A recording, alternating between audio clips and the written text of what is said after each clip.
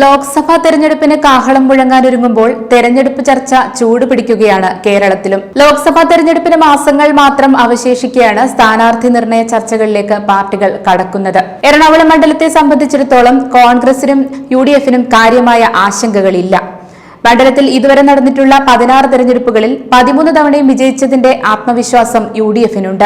നിലവിലെ MP ഹൈബി ഈഡൻ തന്നെയായിരിക്കും ഇത്തവണയും UDF സ്ഥാനാർത്ഥി എന്നത് ഏറെക്കുറെ ഉറപ്പാണ്. മണ്ഡലത്തിൽ നിറഞ്ഞു നിൽക്കുന്നതും യുവാക്കളെ അടക്കം ആകർഷിക്കാനുള്ള കഴിവും ഹൈബിയെ ഒരു മുഴം മുന്നിലെത്തിക്കുന്നു. മണ്ഡലത്തിലെ ഏറ്റവും വലിയ ഭൂരിപക്ഷത്തിനാണ് ഹൈബി 2019 ഇവിടെ വിജയം കണ്ടത്.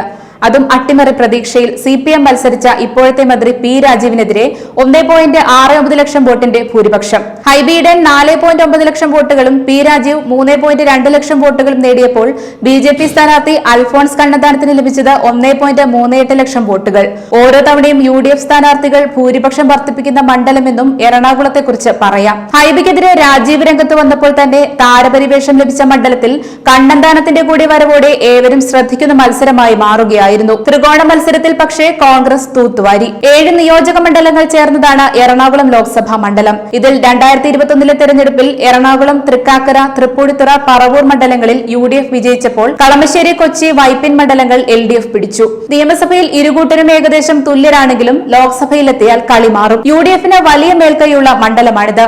വർഷങ്ങളായി UDFിന്റെ കോട്ടയായ എറണാകുളത്ത് കോൺഗ്രസിന്റെ മുതിർന്ന നേതാവ് AK ആന്റണിയുടെ മകൻ അനിൽ ആന്റണിയെ സ്ഥാനാർത്ഥിയാക്കാനാണ് BJP ആലോചിക്കുന്നത്. Doctor KS Radhakrishnan, CG Rajagopal എന്നീ പേരുകളും BJP പരിഗണിക്കുന്നുണ്ട്. ഇത്തവണ കേരളത്തിൽ വന്നപ്പോൾ പ്രധാനമന്ത്രി നരേന്ദ്രമോദി റോഡ് ഷോ നടത്താൻ തിരഞ്ഞെടുത്ത സ്ഥലം എറണാകുളമായിരുന്നു. നഗരമേഖലകളിലെ വോട്ടുകൾ BJPക്ക് എളുപ്പത്തിൽ ലഭിക്കാറുമുണ്ട് എന്നതുകൂടി ചേർത്ത് വായിക്കുമ്പോൾ വോട്ട് വിഹിതം വർദ്ധിപ്പിക്കുക എന്നത് പാർട്ടി ലക്ഷ്യമിടുന്ന കാര്യമാണ്. എറണാകുളത്ത് പൊതു സ്വതന്ത്രനെയാണ് CPIM ചിന്തിക്കുന്നത്. യേശുദാസ് പറപ്പള്ളി, KV തോമസിന്റെ മകൾ രേഖ തോമസ് എന്നിവരുമുണ്ട്. സംസ്ഥാന നേതൃത്വം അന്തിമ തീരുമാനമെടുക്കട്ടെ എന്ന നിലപാടിലാണ് ജില്ലാ നേതൃത്വം. 3 വനിതകളെങ്കിലും സ്ഥാനാർത്ഥി പട്ടികയിലുണ്ടെന്നാണ് വിവരം.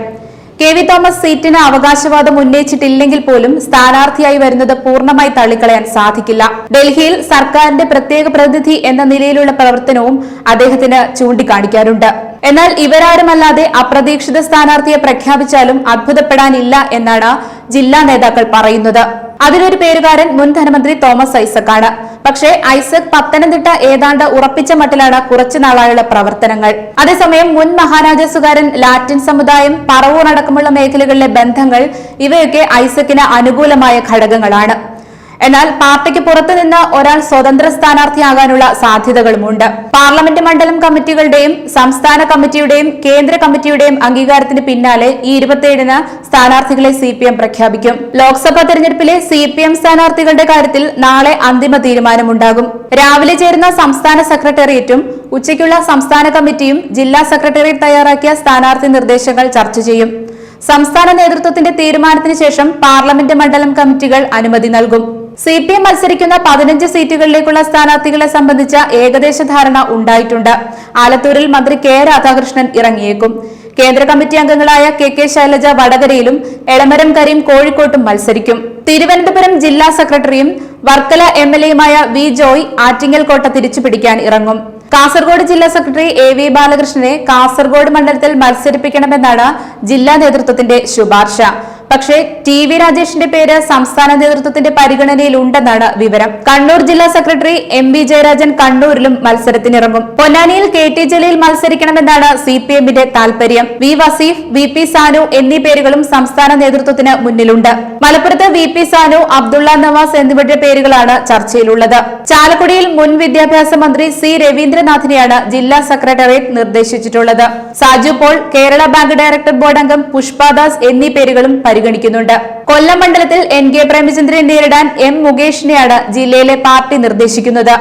എന്നാൽ ഐഷ പോറ്റിയുടെ പേര് സംസ്ഥാന നേതൃത്വത്തിന് മുന്നിലുണ്ട്. ഇടുക്കിയിൽ ജോസ് ജോർജ് വീണ്ടും പൊതു സ്വതന്ത്രനായി വന്നേക്കും.